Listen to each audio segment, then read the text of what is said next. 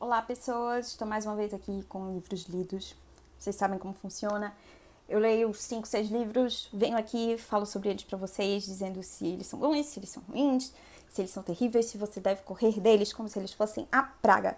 E hoje eu trago 6 livros para vocês. Eu estou bem atrasada na minha lista de livros lidos para fazer vídeos e tal até o final do ano. E é por isso que hoje eu vou falar sobre 6 e não 5. Mas enfim, sem mais delongas, vamos aos livros. O primeiro livro que eu tenho para falar com vocês é The Flat Share, de Beth O'Leary. Eu vou colocar a capa aqui. Eu li ele em inglês, na verdade eu escutei a maior parte dele em audiobook e depois eu li o resto no Kindle em inglês. Mas ele já tem tradução para português, ele foi lançado pela Intrínseca e o nome em português é Teto para Dois. São 381 páginas, tamanho razoável, né? E é um livro de romance, ele conta a história de Tiff e Leon. Tiffy e Leon, que são duas pessoas muito ocupadas, cada um no seu respectivo mundinho, que não se conhecem. E, tipo, Tiffy acabou de terminar um relacionamento bem abusivo e ela precisa de um lugar para ficar. Ela não tem onde dormir, ela não tem onde morar. Ela conhece vários apartamentos terríveis e, eventualmente, alguém fala pra ela, ó, tem um apartamento com uma pessoa que trabalha durante a noite e aí, tipo, durante o turno oposto, o apartamento é seu. Basicamente, você pode usar o apartamento para dormir.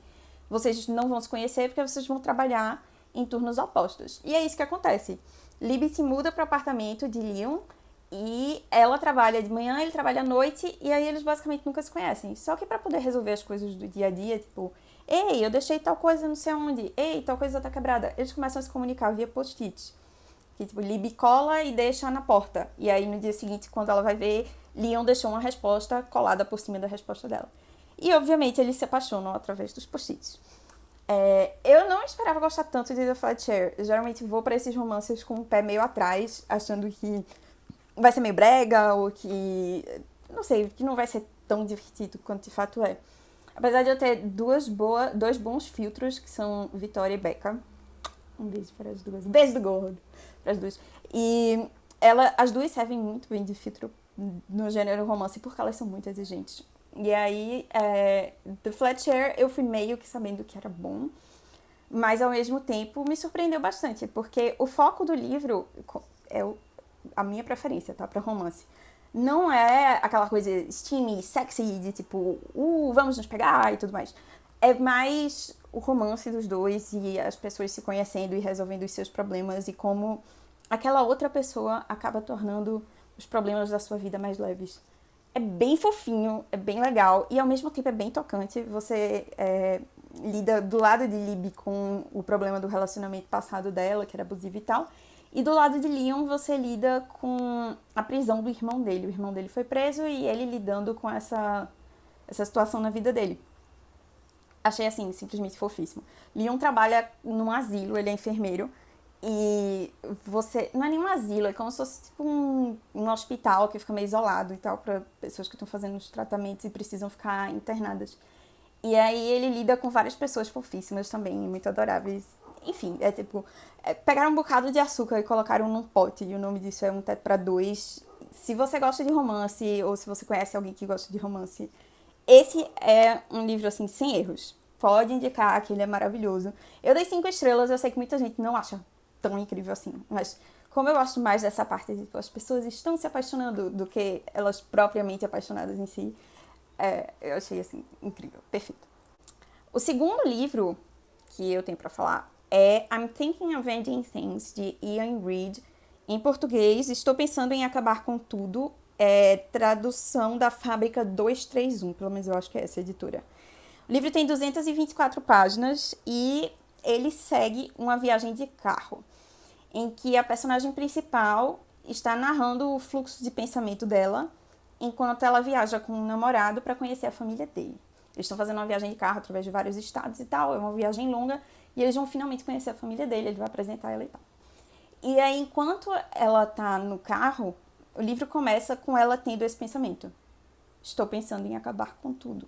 Obviamente, ela não fala isso na mesma hora pro namorado dela. E a partir daí, as coisas ficam muito estranhas. Tem até uma série do Netflix, eu não faço a menor ideia de como isso funciona, eu não vi a série. Eu não imagino como alguém pode ter adaptado esse livro para uma coisa visual, mas enfim. Poderia ser um drama, é um livro de terror. É muito... Ele cria um suspense enorme e ele é muito psicológico. Eu comecei ouvindo o audiobook e eu estilei, eu não aguentei ficar ouvindo o audiobook, porque ele era simplesmente muito estranho, muito creepy. Ele cria aquela atmosfera de, tipo, as pessoas estão enlouquecendo, tudo é muito estranho, todo mundo conspira contra essa pessoa e tal. É massa. Eu não quero dar muitos detalhes do livro, porque eu acho que não vale a pena dar muitos detalhes. O melhor que você pode fazer é entrar no livro sabendo só dessa premissa. Tipo, o personagem principal está pensando em acabar com tudo. E aí, tipo, sério, confia em mim, vá em frente. Se você não gosta de coisas muito tradicionais, esse livro possivelmente não é pra você. Ele é um pouco experimental, eu diria. Não experimental em forma, a forma dele é razoavelmente tradicional. Apesar de um capítulo ou outro fazer uma brincadeira, assim, mas no geral é um livro bem padrão. Só que o desenrolar das coisas é muito, muito diferente. Então, fica aí a dica pra você, se você acha que isso é algo que você pode curtir. Eu imagino pessoas que ficariam frustradas com isso, mas assim, eu particularmente gosto de coisa bizarra no meu gênero terror. Então eu achei excelente. E se você gosta de um terror realmente bem psicológico, bem mente humana e suas loucuras, 100% indicado. O terceiro livro dessa lista é Midnight Sun, de Stephenie Meyer. Pela capa eu acho que já dá pra deduzir. É o quinto livro da série Crepúsculo. Mas também poderia ser chamado de 1.5, porque ele, na verdade, é Crepúsculo, só que contado do ponto de vista de Edward e não de Bella. Em português, ele saiu como O Sol da Meia-Noite, da Intrínseca.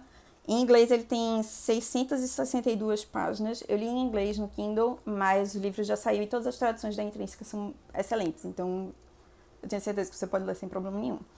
O Sol da Meia-Noite, primeiro, eu só indico se você já tiver lido Crepúsculo. Crepúsculo é uma versão... É a versão perfeita do que o Sol da Meia-Noite é. O Sol da Meia-Noite é realmente um conteúdo para fãs.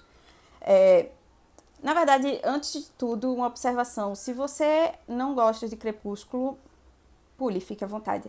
Se você julga quem gosta de Crepúsculo, vá se lascar. Eu acho que todo mundo tem o direito de gostar do que quiser. Principalmente dentro de literatura, as pessoas têm opiniões diferentes. E qualquer tipo de crítica é subjetiva, com a diferença de que algumas são mais embasadas do que outras. Mas todo tipo de reação à arte é subjetiva e visceral, como deve ser. Então, assim, eu posso até dizer aqui, esse é o pior livro da história, não toque nesse livro. E você amar o livro. O autor claramente achou o livro bom o suficiente para escrever, não é mesmo? Então, assim, quem quiser jogar Crepúsculo, jogue à vontade, certo? Mas na sua casa. Aqui o canal é meu, então eu vou falar bem de Crepúsculo, porque eu gosto de Crepúsculo. Enfim, depois desse adendo, vamos dizer... O Sol da Meia-Noite é a história de Crepúsculo, a mesma história, só que contada do ponto de vista de Edward. Pra quem não conhece Crepúsculo, primeiro, bem-vindo à Terra. Segundo, Crepúsculo é a história de uma menina comum, Bella, que se apaixona por um vampiro, Edward. E as coisas acontecem, né? Obviamente é um romance proibido e tudo mais. Edward fica muito conflituoso porque, meu Deus, eu amo Bella, mas ao mesmo tempo eu quero sugar todo o sangue dela e destruir todas as pessoas dessa sala de aula enquanto nós dividimos esse microscópio na aula de biologia e tudo mais. Enfim, do ponto de vista de Edward, como era de se esperar, uma criança dos anos 1900 que ia morrendo com a peste negra, com a gripe espanhola e foi salvo sendo transformado em vampiro. Edward é muito dramático. Ele é realmente, tipo, ele quebra todos os limites do drama, ele sente tudo de forma extremamente exagerada. Então, se em Crepúsculo você se incomodou com o fato de que Bella sente tudo muito profundamente, nem leia O Sol da Meia-Noite, porque Edward é tipo choro em cima de choro, 24 horas por dia. Uma coisa interessante, eu achei que Stephenie Meyer abordou várias críticas a Crepúsculo de forma extremamente eficiente nesse livro. Edward tem noção de que é estranho o fato de que ele fica observando Bella dormir. Ele tem noção do fato de Bella gostar dele ser estranho, uma vez que o instinto dela devia estar gritando que ela deveria correr, já que Edward é um vampiro e quer matar ela. ele tem noção de que o dever moral dele era de se afastar dela, uma vez que ele sabe que a simples existência dele está colocando ela em risco. Então, vários aspectos que antes eram criticados em Crepúsculo, mas que, sinceramente, já tinham respostas implícitas, foram colocados de forma explícita agora nesse livro. Também é interessante notar que Stephenie Meyer não se perdeu. Isso era uma coisa que eu tinha medo quando eu fui para O Sol da Meia-Noite, porque em Crepúsculo, como a gente só tem o ponto de vista de Bella, a gente é poupado pelo fato de estar acompanhando só um ponto da narrativa, de vários outros aspectos que poderiam não ser executados muito bem. Para ser mais específica, a irmã de Edward, Alice, Edward tem o poder de ler mentes, ele escuta os pensamentos das pessoas, de todo mundo menos de Bella. A explicação para isso é dada no quarto livro e tal, mas enfim, de todo mundo menos Bella. E a irmã de Edward, Alice, consegue ter meio que uns flashes do futuro, ela consegue prever as coisas que acontecem no futuro. E aí, eu ficava pensando, caramba, como é que Edward vai lidar com, primeiro, a quantidade de vozes ao redor dele, e segundo, com o fato de que ele está o tempo todo escutando as consequências possíveis das ações dele na cabeça de Alice. E Stephenie Meyer consegue fazer isso muito bem, e de forma que você... Uma coisa que é meio frustrante é quando o autor coloca um poder na história e não desenvolve ele o suficiente, você fica imaginando o que poderia ter acontecido. Ou você lê uma cena e você sabe que havia implicações muito mais sérias do que aquelas que foram colocadas ali. E Stephenie Meyer consegue lidar com todos esses poderes, com toda essa complexidade de pensamentos que estão ao redor de Edward, de forma muito boa, de forma realmente clara e que não atrapalha a fluência da narrativa. Inclusive, alguns dos pontos mais interessantes do livro são aqueles em que ela segue Edward refletindo sobre os pensamentos de outras pessoas. Então, se Edward decide fazer uma coisa para salvar Bella, e Alice está do lado dele combinando isso, você escuta ele escutando os pensamentos de Alice, você vê toda essa narração e o fluxo de pensamento de Alice de, ok, se eu agir dessa forma isso não vai dar certo, então eu vou mudar isso aqui, a partir daí passa a acontecer assim, e tipo, toda a cadeia de possibilidades que ela prevê no futuro de acordo com as ações das pessoas que estão ao redor dela. É super interessante. Eu particularmente espero que ela escreva os outros livros do ponto de vista de Edward também. Tirando quer dizer, o segundo, se ela escrever do ponto de vista de Edward, a maior parte do livro vai se passar em Roma, né? E não em Forks, porque Edward meio que foge no segundo livro e tal. Spoilers. Mas... E isso conseguiria cortar a maior parte do tédio do segundo livro, que é exatamente o fato de você não ter Edward, você ter que lidar com Jacob o tempo todo. Desculpa aí quem é Team Jacob. Mas enfim, massa, muito mais do que eu esperava. Parabéns, Stephenie Meyer. Não sabia que você era capaz de tudo isso, mas você foi. Excelente. Em compensação, eu acho que assim, é um livro extenso e é um livro que realmente não poupa detalhes. Ele segue tudinho que acontece em Crepúsculo, com muito detalhe. Então, se você não gosta da série, nem se dê o trabalho de ir atrás, certo? Não é a mudança do ponto de vista que vai fazer você gostar da série. Mas se você já gosta, eu acho que não vai ser repetitivo, vai ser algo que realmente vai acrescentar à sua experiência. Depois de O Sol da Meia-Noite, o livro que eu terminei foi um que eu estava lendo há apenas mais de um ano. A leitura é super travada e eu não conseguia terminar de forma alguma. E é a parte 1 da biografia de Churchill. Eu tinha comprado a parte 1 e a parte 2 numa Black Friday da Amazon. Eu acho que foi na primeira Black Friday que a Amazon fez no Brasil. Primeiro, Churchill, Uma Vida, volume 1, Martin Gilbert, publicado pela Leia. Esta criança, que tem apenas 560 páginas, é a parte 1. Ele vai do nascimento de Churchill até o pré-Segunda Guerra. Ele abarca a Primeira Guerra e chega logo na declaração da Segunda Guerra. A culpa não é do livro, certo? A culpa é minha. Eu não devia ter escolhido uma biografia de Churchill que fosse tão compreensiva, tão extensa, tão detalhada. Então a culpa, obviamente, não é do autor. O autor se propôs a escrever a biografia o mais detalhada possível e ele conseguiu, claramente. Só que tem um pequeno detalhe, que é o fato de que a infância de Churchill é muito padrão. É tipo, ele é só um cara rico, sabe? Eu fui esperando que a vida inteira de Churchill fosse excepcional e notável e tudo, mas, assim, os primeiros 20 anos são só dele sendo rico, sabe? Tipo, mãe, liga pra não sei quem, e escreve pra não sei quem, e pede pra ele me dar um cargo não sei aonde. Beleza, filho, cargo não sei aonde. Mãe, vê só, eu queria ser sargento no exército de fulaninho, no grupo do exército de fulaninho de tal, na frente da batalha de não sei de onde. Beleza, filho, vai lá. Mãe, vê só, escreve aí pro jornal tal, que eu quero escrever pra eles. Beleza, Churchill, filho de fulano de tal, está escrevendo pro jornal tal. Então, assim, o começo da vida dele, apesar de ser narrado de forma muito detalhada, é extremamente anticlimático. Então, você meio que quer avançar na história para chegar nas partes interessantes, nas partes em que Churchill realmente vai brilhar.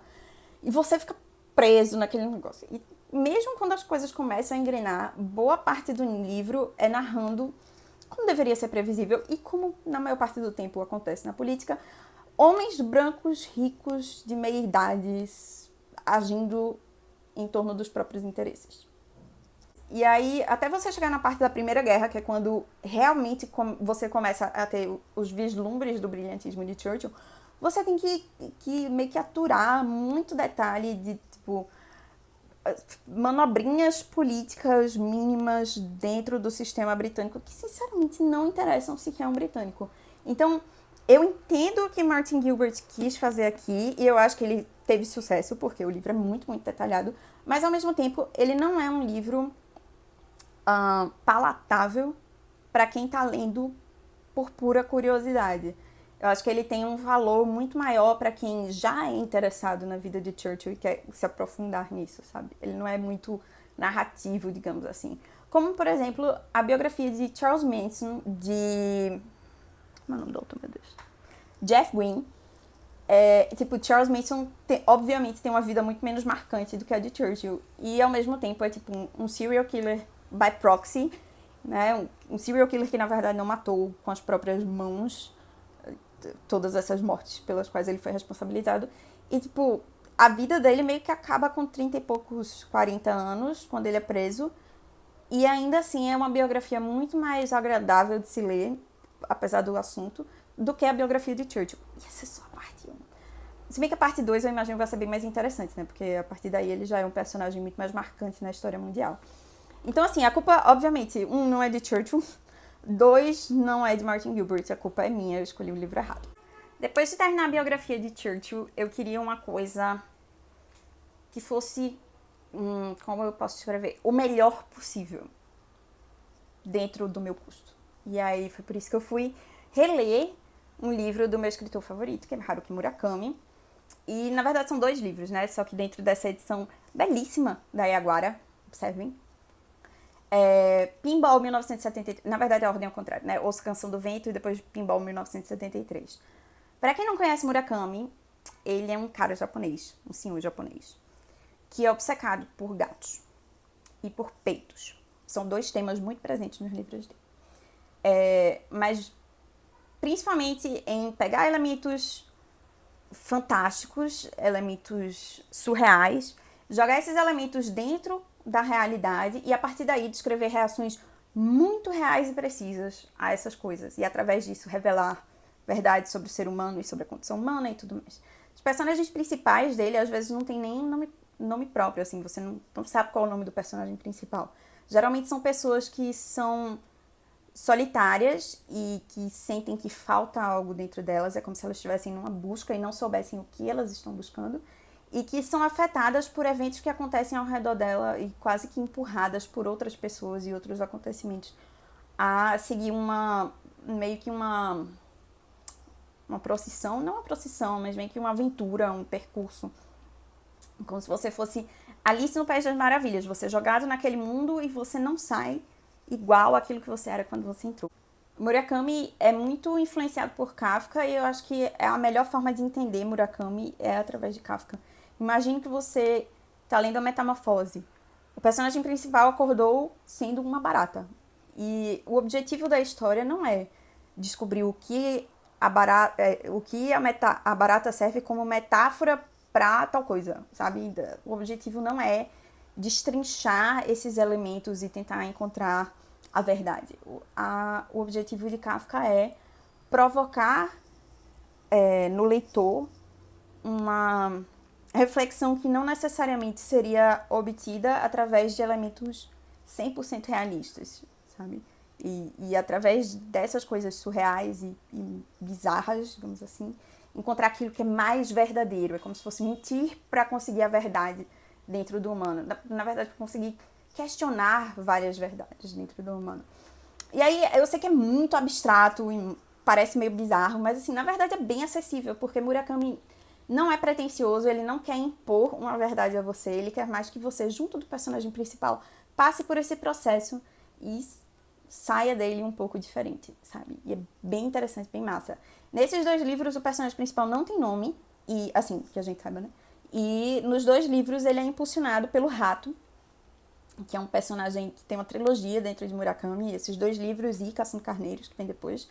E o Rato é um cara que rejeitou a fortuna da família dele, mas ao mesmo tempo se vê preso a essa fortuna. Por mais que ele tente quebrar os padrões de expectativa da família dele, ele não consegue ir além disso. Toda vez que ele acha que ele vai partir, ele acaba se decepcionando consigo mesmo e percebe que tipo, ele só tem essa liberdade de tentar quebrar padrões porque ele, no final das contas, tem o conforto do dinheiro da família dele.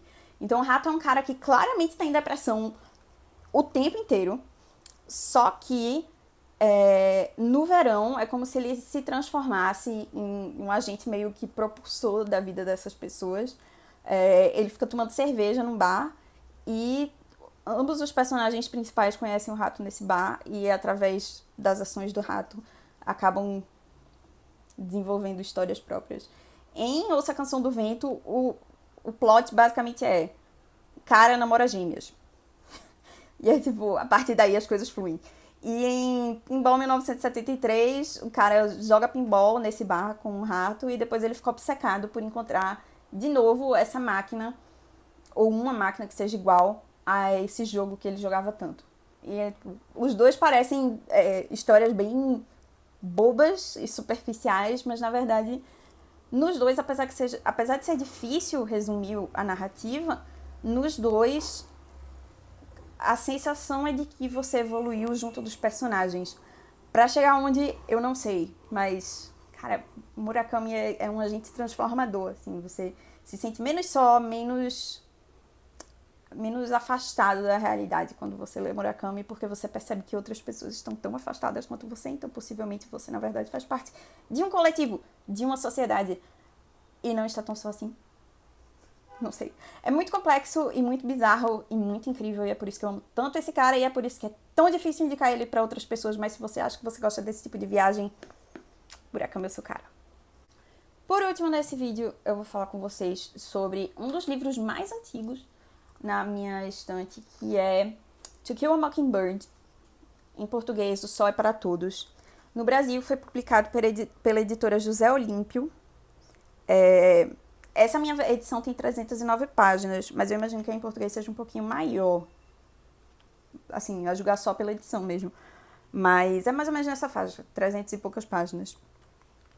E O Sol é para Todos conta a história de 2 crianças, mas principalmente de uma scout, crescendo nos Estados Unidos dos anos 30, mais ou menos, e vendo seu pai, que é um advogado, Ericus, defender um cara negro acusado de estupro, do estupro de uma menina branca. Eu achava que ia ser uma leitura muito pesada, né? A considerar os temas e tudo mais, eu sabia por cima a história do filme, e por isso eu fiquei adiando, e acabei... Eu acho que faz uns 6 anos que eu tenho esse livro e eu nunca tinha lido. E no final das contas, a genialidade de Harper Lee foi pegar o personagem principal, e em vez de contar o livro com um narrador em terceira pessoa falando sobre Ericus, que é o pai, ela pegou e transferiu a narração para Scout, que é a menininha, que é uma criança. E através dos olhos de Scout, a gente vê as incoerências da sociedade da época. Não só é um olhar mais puro, um olhar mais inocente, que consegue ver as coisas como elas realmente são, sabe? De forma muito mais realista do que a gente teria se um adulto estivesse narrando o livro com todas as suas preconcepções e tudo mais.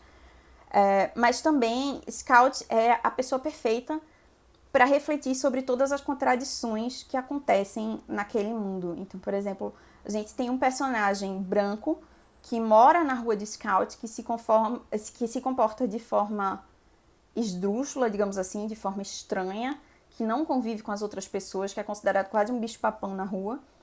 E você vê que essa pessoa é tratada de uma certa forma e que as outras pessoas que vivem com Scout, as pessoas negras que vivem com Scout, que interagem com ela, que são pessoas que se esforçam ao máximo para viverem nesse mundo, para se adequarem a esse mundo, pessoas muitas vezes mais educadas formalmente do que aquelas, formalmente e materialmente, do que aquelas brancas que interagem com ela.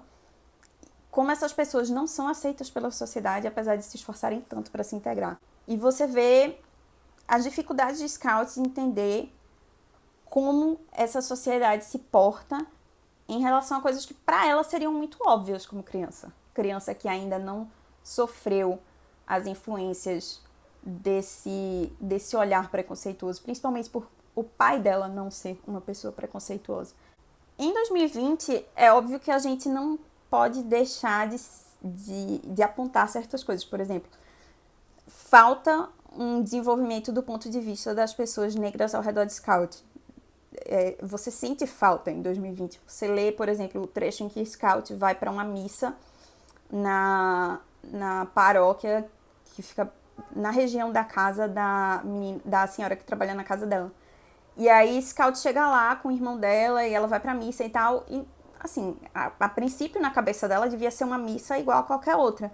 Mas Scout é tratada quase como se fosse realeza, por ser uma menina branca frequentando aquela paróquia que é frequentada basicamente por pessoas negras. E você vê Scout não entendendo porque algumas pessoas estão julgando a presença dela ali, ou porque algumas pessoas estão julgando o fato dessa senhora que trabalha na casa dela ter levado ela ali. Você vê o quanto essa senhora teve que abrir mão da própria vida, da própria família, para poder tomar conta de Scout e Jam. E assim, esse é um aspecto da história que me pareceu muito mais interessante do que a vida de Scout, só que você não tem o aprofundamento desse aspecto. Mas obviamente essa sou eu em 2020 lendo a história. Quem leu a história na época em que ela foi lançada não iria sentir essa falta. E por isso Harper Lee não desenvolveu esse aspecto. Talvez, inclusive, se ela tivesse abordado mais o ponto de vista dos personagens negros da história, ela não pudesse ter transformado o livro na força que ele é hoje. Ele é um livro considerado paradidático, digamos assim, nos colégios, um clássico americano.